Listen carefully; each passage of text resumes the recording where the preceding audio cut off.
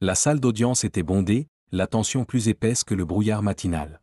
Les journalistes se sont poussés les uns les autres hors du coin de la caméra, et le public s'est assis tranquillement et a attendu. Au milieu de tout cela se trouvait Dwayne « The Rock » Johnson, pas sur un tapis rouge, pas sur un plateau de cinéma, mais dans le fauteuil d'un accusé. L'homme qui représentait autrefois la force, l'espoir et la philanthropie fait maintenant face à des allégations de détournement de fonds en lien avec sa vaste fondation caritative. Les caméras ont capturé l'arrivée de tous les témoins importants. Les journalistes n'ont cessé de se demander s'il s'agissait d'un scandale mettant fin à leur carrière ou d'un acte de bonne volonté mal interprété. Mais l'expression de Dwayne ne révéla rien. Il était assis tranquillement dans un costume gris sur mesure, ses yeux scrutant la salle d'audience comme un général sur le champ de bataille. De l'autre côté se trouvait le juge Carlton W. Reeves, connu pour son intellect vif et sa tolérance zéro pour le théâtre judiciaire. Il regarda Dwayne avec une distance professionnelle, bien qu'un soupçon de curiosité trahisse son attitude stoïque. La simple présence de The Rock nécessitait de l'attention, mais cela aurait-il suffi à diminuer le poids des preuves? La procureure, une jeune mais impitoyable figure nommée Rachel Kim, n'a pas perdu de temps et a commencé la déclaration d'ouverture. Son ton était strident, ses mots étaient délibérés, « Mesdames et messieurs, il ne s'agit pas de célébrité. Ce n'est pas une question de charisme. C'est une question de confiance et de ce qui se passe lorsque les personnes en qui nous avons le plus confiance trahissent ce lien. » Il y avait un silence dans la salle d'audience, ces mots suspendus dans l'air comme des nuages d'orage. L'équipe juridique de Dwayne a échangé un regard. Ils avaient essayé tous les coins, toutes les possibilités. Mais même eux ne pouvaient pas prédire comment le public réagirait à ce qui allait se passer. Puis vint la plainte, des documents, des transferts, des courriels, en apparence un réseau de détournement financier qui mettait Dwayne sous un jour profondément défavorable. Le halètement retentit. Sourcils levés. Était-il vraiment le même homme qui avait porté sur ses épaules les victimes de l'ouragan et apporté des secours aux zones inondées? Cependant, alors que l'accusation se préparait à ouvrir le débat, Dwayne s'est levé, non pas pour parler, mais simplement pour se lever. Son silence attira l'attention de tous. Et c'est là que les chuchotements ont commencé. Pas de lui, mais de la galerie. La voix d'un enfant. Cela nous a aidés quand personne d'autre ne l'a fait. Le juge Reeves a frappé avec une batte. Ordre au tribunal. Mais le murmure avait fait des dégâts. La salle d'audience n'était plus confrontée à un méchant. Ils cherchèrent, se demandèrent s'ils n'avaient pas mal jugé un homme qu'ils pensaient connaître. Et Dwayne? Il se rassit sans dire un mot et laissa le silence dit le tout. Rachel Kim n'a pas été facilement dérangée. Fraîchement sortie de la faculté de droit de Harvard mais déjà connue pour sa préparation méticuleuse, elle est retournée à la barre des témoins le lendemain matin, prête à écraser le courant émotionnel subliminal croissant qui se développait en faveur de Dwayne Johnson. Je l'ai déjà vu, des accusés célèbres s'appuyant sur leur célébrité pour détourner l'attention des preuves tangibles. Cette fois, a-t-il promis, les faits prévaudraient. Le juge Reeves entra dans la salle d'audience avec la grâce solennelle pour laquelle il était connu. La salle se leva. Les caméras ont zoomé. Dwayne était assis imperturbable, son énorme corps calme mais illisible. Il portait la même robe, le même calme inexpressif. Mais quelque chose avait changé. Ce murmure de la galerie a déclenché un changement, une douce rébellion contre le récit soigneusement élaboré de l'accusation. Votre honneur, commença Rachel d'une voix aiguë, nous démontrerons aujourd'hui non seulement la supervision personnelle de M. Johnson sur la fraude présumée, mais aussi son approbation délibérée du détournement de fonds. Il a pointé du doigt le premier témoin, l'ancien directeur financier de la fondation, Gerald Lann. Lann avait l'air nerveux. Ses mains tremblaient alors qu'il ajustait ses lunettes. M. Johnson a été informé à plusieurs reprises, a-t-il dit, mais il faisait confiance aux gens très facilement. Rachel insista encore plus. Alors vous dites qu'il a sciemment ignoré ces signes avant-coureurs? Il y eut une pause. Sans le savoir, a admis Lann. Mais sa signature était là. Rachel hésita une milliseconde. Ce n'était pas le pistolet fumant auquel je m'attendais. Il est passé à la pièce C, une piste numérique montrant comment l'argent a été transféré des comptes de secours aux sinistrés vers des services de conseil. Une fois de plus, il soupire. Le juge Reeves se pencha en avant. Conseiller, veuillez préciser les dates de ces transferts. Rachel cliqua sur la télécommande. Les données sont apparues. Un transfert en particulier s'est démarqué. La même semaine, Dwayne a été photographié en train de livrer personnellement de l'eau au Honduras. La défense s'est immédiatement levée. Objection, votre honneur. Le contexte est manipulé. Cette semaine, M. Johnson a personnellement couvert les frais logistiques, que la fondation a ensuite remboursés. La confiance de Rachel commença à s'effriter. L'arbitre leva un sourcil. Faites attention, a-t-il dit, griffonnant quelque chose dans son carnet. Mais ce n'était pas encore fini. Raquel se retourna et essaya de reprendre le moment. L'intention ne s'éteint pas par de bonnes actions. Puis Dwayne se leva. « Je veux témoigner », a-t-il dit d'une voix ferme, profonde et intrépide. Un silence s'installa dans la pièce. Le juge Reeves baissa la tête. « En êtes-vous sûr, monsieur Johnson ?» Dwayne hocha la tête. « Je le dois à tous ceux qui ont cru en moi. » À ce moment-là, la salle d'audience s'est arrêtée, non pas pour un spectacle, ni pour une célébrité, mais pour un homme déterminé à être entendu, quel qu'en soit le prix. Et avec cette déclaration, la salle d'audience s'est transformée d'un théâtre de procès en une véritable scène. Le silence dans la salle d'audience était plus profond que le silence. C'était l'étonnement, l'attente, l'incrédulité. Dwayne « The Rock » Johnson, l'une des personnalités les plus reconnaissables au monde, venait de se porter volontaire pour monter sur scène. Pas par les canaux de relations publiques, pas filtré par des explications, mais directement, sous serment. Le juge Reeves se pencha en avant, les yeux perçants. « M. Johnson, vous comprenez que vous n'êtes pas obligé de témoigner. Tout ce que vous dites peut être utilisé ? Je vois, votre honneur, dit Dwayne doucement. Et je veux toujours parler. » Le chef de la police l'a accompagné à la barre des témoins. Les caméras ont cliqué. Les journalistes gribouillaient frénétiquement. Tous les yeux étaient rivés sur l'homme imposant, qui n'était plus une étoile ou un symbole, mais un citoyen soumis aux mêmes lois que tout le monde. Rachel qui m'ajusta son blazer et cacha sa surprise. Ce n'était pas dans le script. Je savais que les témoignages de célébrités sont imprévisibles et volatiles. Et d'une efficacité dévastatrice. Monsieur Johnson, commença-t-il d'un ton entrecoupé, vous dites que vous ne savez rien des fonds détournés. Est-ce votre déclaration ? Je n'ai jamais touché un centime, a répondu Dwayne. Toutes les décisions que j'ai prises étaient pour les familles que nous voulions aider. Raquel a poursuivi.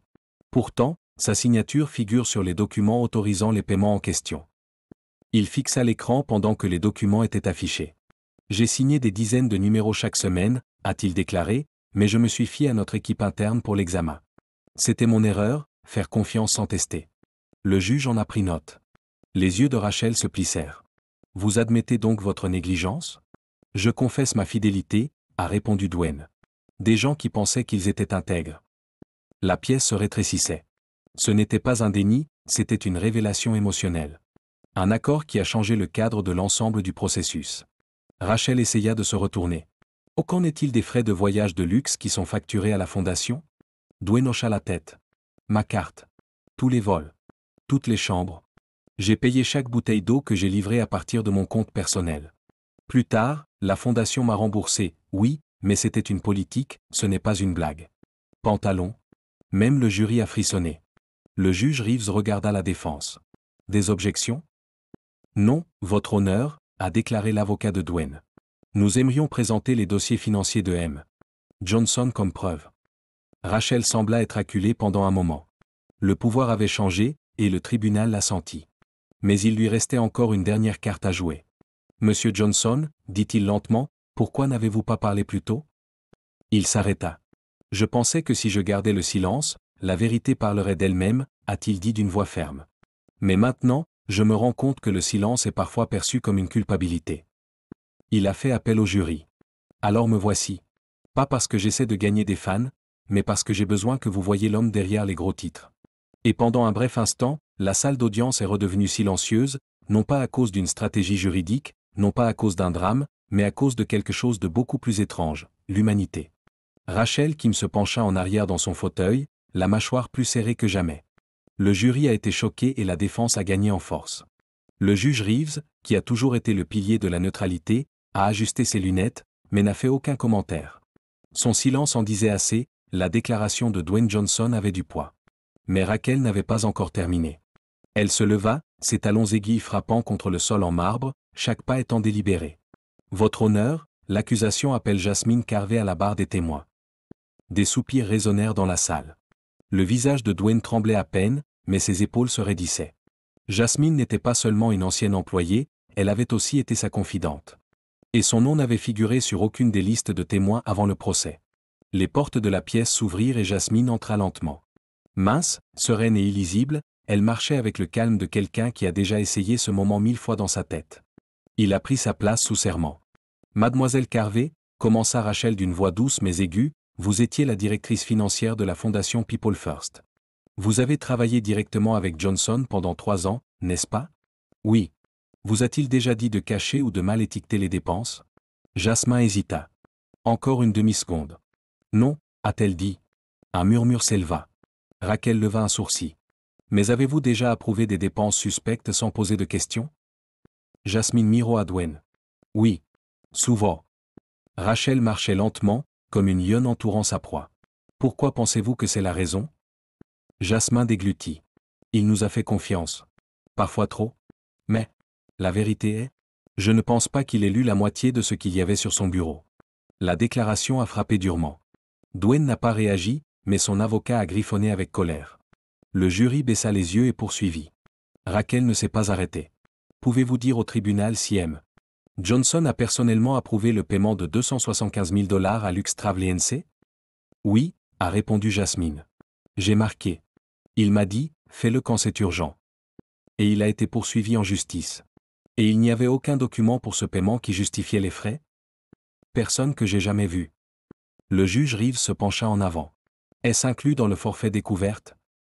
C'est tout maintenant, répondit Raquel en lui tendant une nouvelle copie du journal d'audit. L'avocat de Dwayne n'était pas d'accord. Votre honneur, il s'agit d'un témoin surprise et d'une nouvelle preuve. C'est très irrégulier. Reeves y a réfléchi. Annulé. Mais procédez avec prudence, mademoiselle Kim. Rachel se tourna vers Jasmine. Une dernière question. Croyait-il que M. Johnson était coupable de fraude? Jasmine baissa les yeux, expira lentement, puis regarda Dwayne. Non, a-t-elle dit. Je pense qu'il est coupable de faire confiance aux mauvaises personnes. Il y eut un silence. Le juge Reeves a griffonné une note.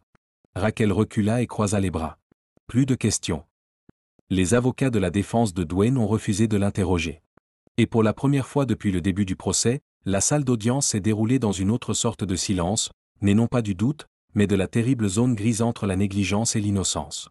Le jury l'a entendu. Même le monde que j'ai observé. Les médias extérieurs avaient précédemment qualifié le procès de « procès de la confiance », mais dans la salle d'audience 3B, les choses ont changé sous la surface, subtilement mais irrévocablement. Rachel Kim s'assit tranquillement, les doigts entrelacés et les yeux perçants. Il avait fait son coup. Mais tout bon procureur savait que la vérité ne suffisait pas, mais qu'elle devait trouver une résonance. La vraie lutte a eu lieu dans la perception. L'équipe juridique de Dwayne Johnson a finalement réagi. Votre honneur, a déclaré Veronica Nash, l'avocate principale de la défense, lentement à ses pieds, appelons Alan Timon à la barre. Alan Timon. Ancien chef de la direction financière de la Fondation Premier Peuple. Un homme dont la démission soudaine 3 mois avant l'éclatement du scandale avait soulevé plus de questions que de réponses. Et jusqu'à ce moment-là, il avait été un fantôme, inaccessible, imperceptible, inébranlable. La salle de classe changea quand Alan entra. Au milieu de la cinquantaine, la sueur coulait déjà de ses tempes. Il ressemblait moins à un cadre supérieur qu'à un homme qui va à la potence. Il jura d'une voix à peine audible. Véronica s'approcha calmement. M. Timon, allons droit au but. Pourquoi avez-vous quitté la fondation? Alan devint agité. Épuisement. N'est-il pas vrai qu'il a reçu 90 000 $ en compensation à sa libération? Oui. Rachel se pencha en avant. Ce numéro n'avait jamais été mis au jour lorsqu'il a été découvert. Et ce titre provenait de fonds discrétionnaires, des fonds auxquels seul M. Johnson et un autre signataire pouvaient accéder? Une longue pause. Oui. Qui était l'autre signataire? Alan regarda droit devant lui. Moi. M. Johnson vous a-t-il donné l'ordre de traiter ce paiement? Alan cligna des yeux. Puis il secoua la tête. Non. Je l'ai suivi moi-même. Le jury a changé et le look a changé entre Dwayne et Alan. M. Johnson le savait-il? Je ne pense pas. Veronica passa d'un côté à l'autre. Vous dites donc que l'un des paiements les plus controversés de cette enquête a été effectué à l'insu de Dwayne Johnson? Oui. Et a-t-il abandonné avant d'avoir pu être marqué? Oui. Des murmures couraient dans la salle de classe. Le juge Reeves s'est également assis sur son siège et est soudainement devenu plus attentif. Veronica a fait appel au jury. Plus de questions. Rachel se leva immédiatement. Redirigez, votre honneur. Exactement. Il s'approcha d'Alan, lentement et chirurgicalement. M. Timon, lorsque vous vous êtes versé ce paiement de 90 000 $, avez-vous falsifié les documents pour en faire une routine? Alan hésita. Oui. A-t-il menti sur l'origine des fonds lors de l'audit interne? Oui. La voix de Rachel devint plus aiguë. Étage M. Johnson l'a jamais interrogé? Avez-vous vérifié cette transaction? Non. Il ne l'a pas fait. Il s'inclina. Donc, vous prétendez que le PDG d'un organisme de bienfaisance de plusieurs millions de dollars n'a jamais examiné les états financiers signés en votre nom? Oui. Il soupire à nouveau. Pas par faute. Mais à cause de l'idée effrayante et absurde qu'un abandon de cette ampleur? Réel. Raquel a fait appel au jury. Merci. Sab. Et à ce moment-là, un étrange changement s'est produit. Pas dans les faits, mais dans les entrailles collectives de la salle d'audience. Dwayne Johnson n'est plus dépeint comme un criminel. Ils l'ont dépeint comme quelque chose de potentiellement pire. Non curante. Les dangers du culte des héros. La salle d'audience semblait maintenant plus froide, comme si une fenêtre s'était ouverte sur l'âme du hasard. Il y avait un silence dans l'air, non pas par ennui ou par lassitude, mais par un doute profond et inquiétant. Dwayne Johnson était assis immobile à la table de la défense. Pour la première fois de tout le procès, il avait l'air choqué, pas en colère, pas sur la défensive, mais bouleversé. Il a écouté les chiffres, il a vu les documents, il a essayé la stratégie. Mais entendre Alan Timon dire que « bruyant », c'était quelque chose de complètement différent. Le juge Reeves s'éclaircit la gorge. La défense peut appeler son prochain témoin. Veronica Nash s'est levée, mais n'a pas regardé le jury. Au lieu de cela, il regarda Dwayne. Nous appelons M. Dwayne Johnson à la barre des témoins. Raquel n'hésita pas. Il avait prévu cette étape. En fait, il avait prié pour cela. Lorsqu'il s'est rendu à la barre des témoins, tous les objectifs de la pièce ont tourné. Les caméras filmaient comme des serpents sifflants. L'homme qui avait joué les dieux, les héros et les titans était sur le point de faire quelque chose de plus difficile que n'importe quel rôle, répondre par lui-même. Après avoir prêté serment, il a regardé le jury, non pas avec charme, non pas avec son sourire habituel, mais avec l'humilité sereine d'un homme qui comprend l'enjeu. Veronica a commencé, M. Johnson, comment décririez-vous votre rôle à la Fondation People First? Il hocha lentement la tête. J'étais le visage. Financement. Le facteur de motivation. Il croyait en la mission. Avez-vous participé à la surveillance financière quotidienne? Non, a-t-il admis. C'était le domaine d'Alan. Je lui ai fait confiance. Vous rendez-vous compte maintenant que la confiance a peut-être été perdue? Une pause. Oui. Certains jurés ont hoché la tête. Ce mot, oui, a atteint une authenticité que les données et les feuilles de calcul ne pouvaient pas reproduire. Avez-vous déjà signé des documents sans les lire? Je l'ai fait, a-t-il dit clairement. Plusieurs fois. Raquel griffonna une note, mais garda une expression neutre. Veronica insista. Pensez-vous que vous avez laissé tomber votre entreprise? Il hocha à nouveau la tête, cette fois plus lentement. Oui. J'ai échoué parce que je n'ai pas regardé d'assez près. Je n'ai pas laissé l'admiration devenir un pilote automatique. Cela dépend de moi? Le halètement n'était plus nécessaire. Seulement le silence, et il revint, dense et pensif. Plus de questions. Le juge Reeves a fait appel à Rachel. Croix? Rachel se leva. M. Johnson, vous êtes connu pour votre discipline, n'est-ce pas? J'essaie d'être. Vous vous entraînez pendant des heures par jour.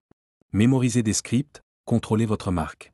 Pourquoi la même discipline n'a-t-elle pas été appliquée à votre organisation à but non lucratif? Il déglutit difficilement. Je les voyais comme des mondes séparés. Mais son nom était sur tous les chèques. Oui. Lorsque les enfants ont perdu l'accès aux médicaments, lorsque les programmes de nutrition ont été perturbés, son nom était-il toujours là? Il baissa la voix. Oui. Même si vous n'avez pas volé un centime? Pouvez-vous nier que vos empreintes digitales sont visibles pendant le crash? Je ne peux pas. Rachel n'était pas contente. Ça ne l'a pas frappée. Je n'en avais pas besoin. Il y a simplement laissé le poids de sa confession, honnête, dérangeante, humaine. Il s'est adressé au jury, également avec sa voix. Ce sera comme ça. Dwayne a démissionné. Il n'était plus l'homme dont il avait été accusé. Passons maintenant à quelque chose de beaucoup plus compliqué. Un symbole de ce qui se passe lorsque le charisme oublie la responsabilité. Cependant, le procès a fait les gros titres. La salle d'audience a cessé d'être un simple théâtre pour le public, elle est devenue un chaudron de vérité, où même les icônes fondaient sous l'observation. Le juge Reeves a demandé une courte pause après le témoignage de Dwayne Johnson afin que tout le monde au jury, presse, téléspectateurs puisse comprendre ce qui venait de se passer. Rachel Kayden n'a pas quitté la salle d'audience. Elle s'assit seule à la table de l'accusation, les mains sur le bois et les yeux fixés sur le jury. Ses pensées ne vagabondaient pas. Il l'a rencontré. Lorsque le juge est revenu et que la cour s'est réunie, Rachel s'est levée. Votre honneur, l'accusation aimerait appeler un témoin. La salle a bougé. C'était rare. Allez-y, a dit le juge Reeves en se penchant en avant. Rachel a crié, le tribunal appelle Alan Timon à la barre des témoins. Un murmure traversa le tunnel. Alan, l'ancien directeur financier, l'avait déjà vu, confiant, distant, jouant avec les chiffres comme un tableur. Mais Rachel n'en avait pas encore fini avec lui.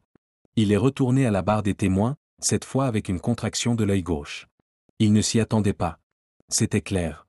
Raquel s'est approchée avec la précision d'un maître d'échecs au bord de l'échec et mat. M.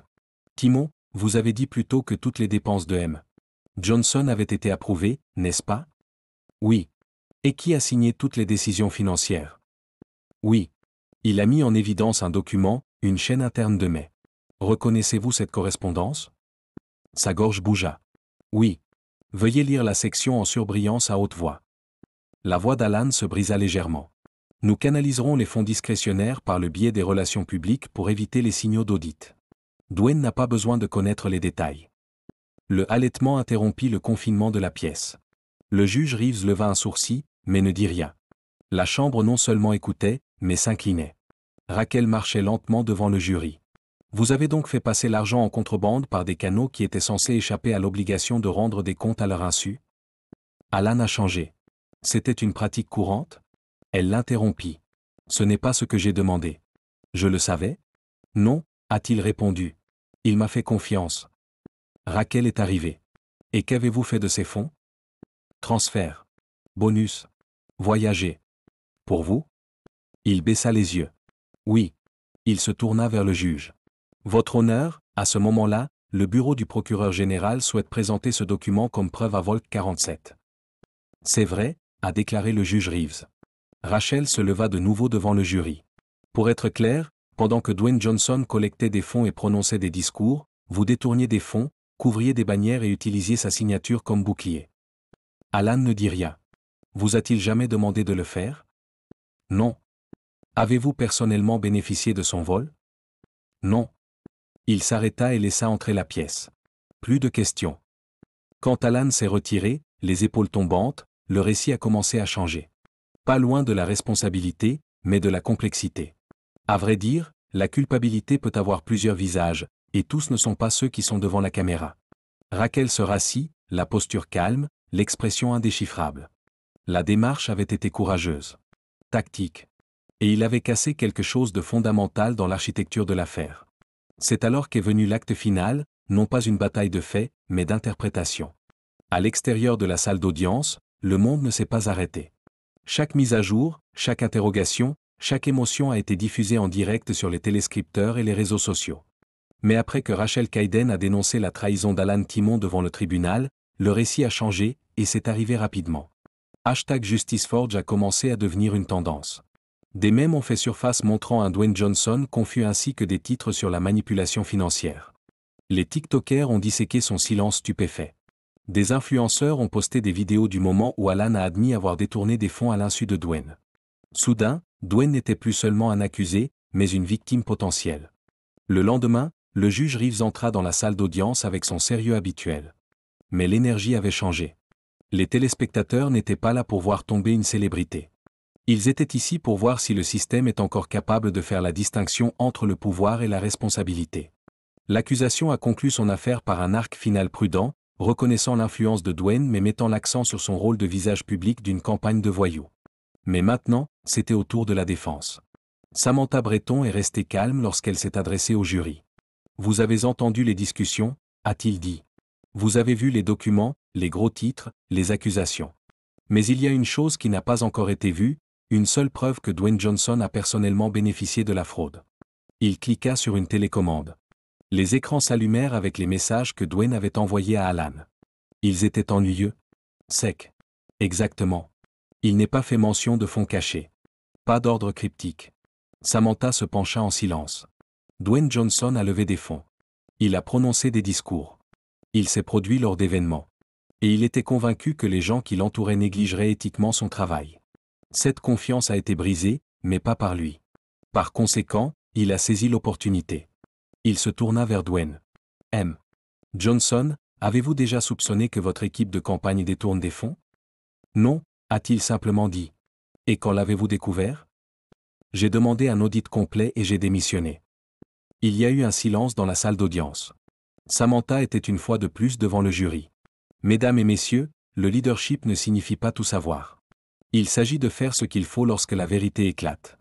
Il s'arrêta. C'est ce qu'il a fait. Et maintenant, c'est votre tour. En s'asseyant, Dwayne regarda sa famille. La fille hocha légèrement la tête, son expression indéchiffrable. Le juge a ordonné une pause. Certains présentateurs ont même accusé Dwayne d'être négligent. D'autres l'ont appelé le bouc émissaire le plus honnête de l'Amérique. Des éditoriaux sont apparus pour débattre de la question de savoir si l'ignorance était une défense ou une accusation. Mais une chose était sûre, le vent avait tourné. Pas de manière écrasante, mais d'une manière qui pourrait tout changer. Et alors que le jury se préparait à délibérer, il n'était pas clair s'il s'agissait d'un crime ou d'une culture. Le jury était composé de 12 citoyens. Différents groupes d'âge. Différentes races. Différentes politiques. Mais maintenant, pour la première fois, ils étaient liés à une question inébranlable. Dwayne Johnson était-il coupable? Lorsque la porte de la salle de consultation se referma derrière eux, le poids de la valise s'enfonça dans les murs comme de l'humidité. La chef d'équipe, une directrice d'âge moyen nommée Darla, a pris la parole en premier. Très bien. Nous savons que le juge a dit, sans doute raisonnable.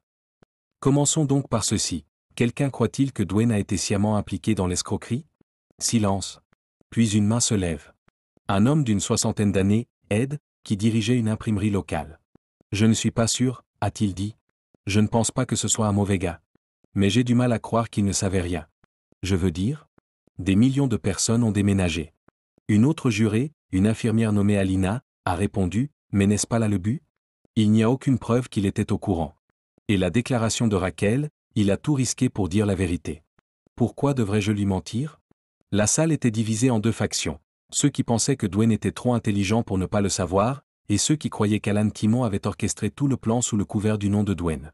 Ce n'était pas une discussion facile. Certains juges ont été submergés par leurs émotions, en particulier la jeune femme qui a admis qu'elle avait grandi avec Dwayne. D'autres refusaient d'être jugés avec admiration. Ils ont revu les photos. Ils ont vérifié la piste financière. Ils ont discuté de l'éthique du leadership, de l'importance de la confiance et de la question de savoir si les personnalités publiques méritent la clémence ou une responsabilité plus stricte. Darla leur a demandé de voter, juste pour voir où ils étaient.